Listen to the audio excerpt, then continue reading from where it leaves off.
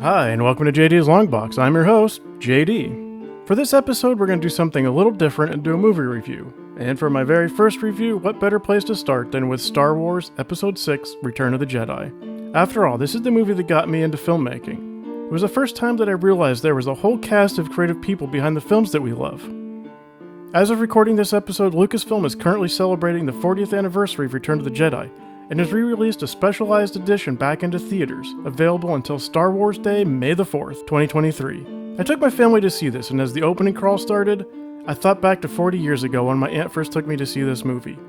And now I got to enjoy the experience again, this time with my own son sitting next to me. The first time around when I was a child, I got the basic beats, that if Luke were to kill Darth Vader, he would be turned to the dark side. Later in 1997, when Lucasfilm released the special edition, I picked up on some of the deeper themes about Luke's quest to redeem his father through forgiveness. Watching it this time as a parent and a full-fledged adult, I picked up on things I hadn't noticed before. When Yoda tells Luke, "No more training do you require. Already know that which you need."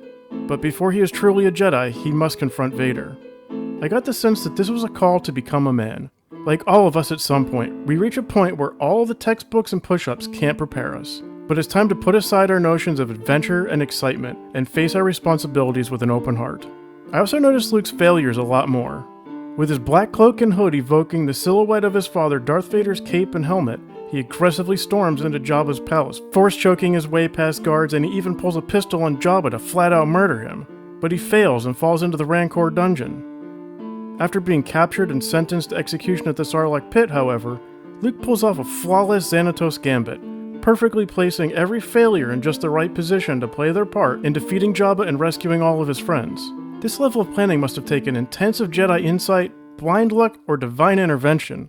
But then we learned that the Emperor is plotting his own gambit, putting his new Death Star, the Endor moon base, and the entire Imperial battle fleet in danger, all as a trap to lure Luke into his presence, where he taunts Luke with the failure of his friends to break his will and tempt Luke to use his anger to turn him to the dark side. And he almost succeeds. Overwhelmed, Luke takes back his lightsaber to kill the Emperor, but Vader blocks him, protecting his master. With Luke's anger and the thought of losing those he loves, he taps into the power to defeat the unstoppable Darth Vader.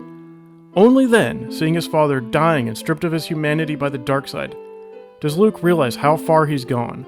He throws away his lightsaber, refusing to be turned to the dark side. Robbed of his prize, the Emperor instead tries to kill Luke. But seeing his son suffering, Vader finally gives in to the conflict of good and evil, and he tosses the Emperor to his death to save his son.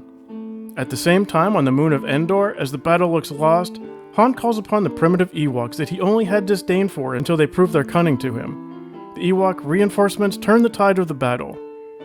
Their victories remind us that it's not our strengths alone, but the relationships we make and how we treat others that determine if we are the heroes. So does the movie hold up?